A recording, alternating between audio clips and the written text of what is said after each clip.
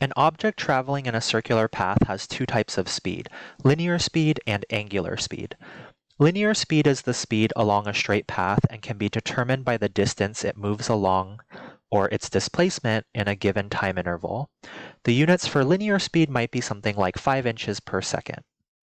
Linear speed, denoted with the variable v, can be calculated using the formula v equals s over t, and s in this case is the arc length, which is the same thing as the radius times the angle theta over t, where v is the speed, s is the displacement, and t is time.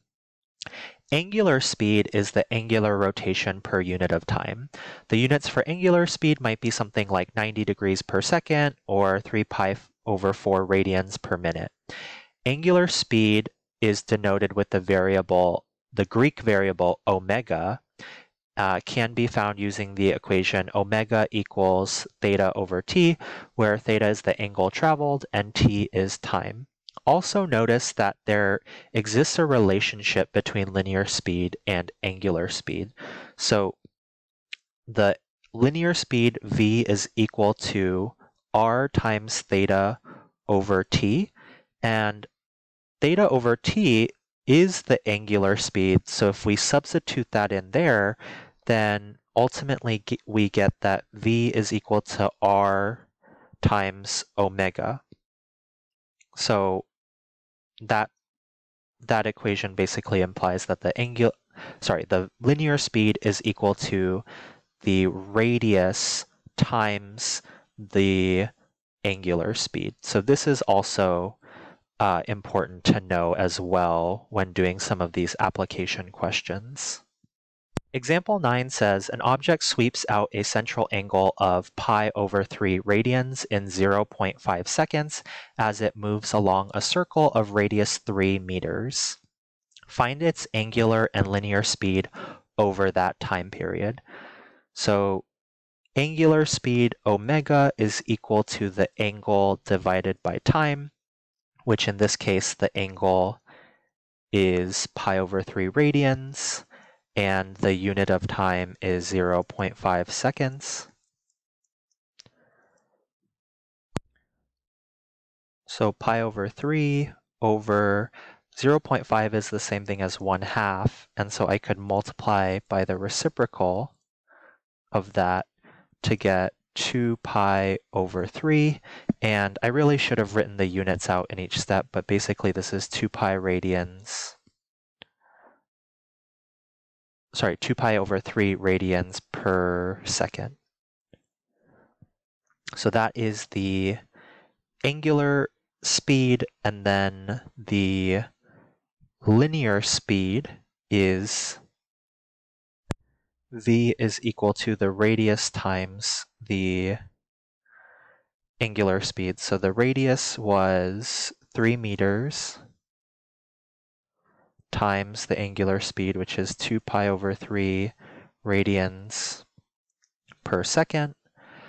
And this looks kind of weird, but remember that radians, we normally don't write the radians, and so we can actually have this disappear, and this 3 and this 3 will divide out, and so our final answer for this should be 2 pi meters per second.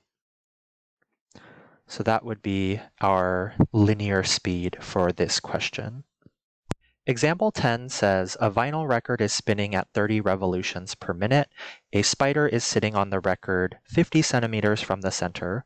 What is the angular velocity of the spider in radians per second?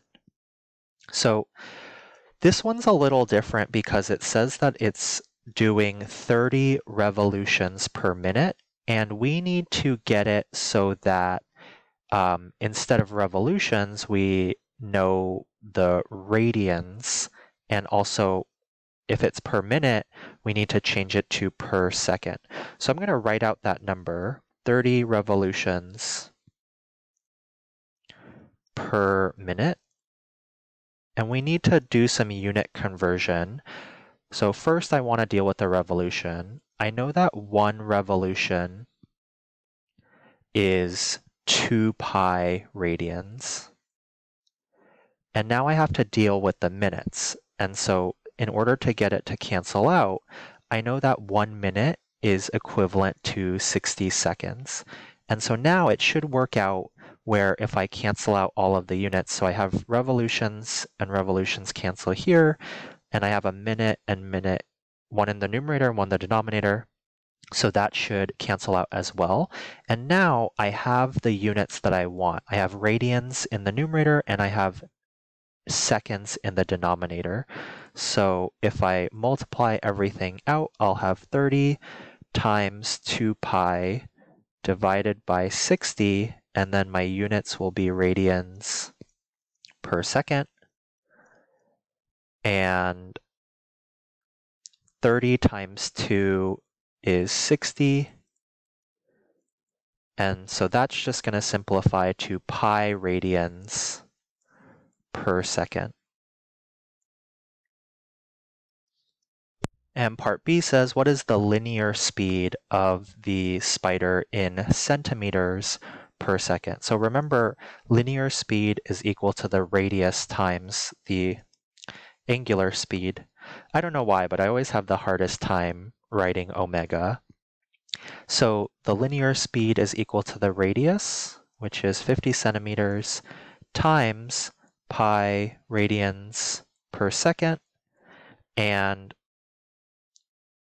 so this is going to be equal to 50 pi centimeters times radians, but really I can just remove the radians. So 50 pi centimeters per second, which is about 157.08 centimeters per second. And that is how fast the spider is traveling for the linear speed.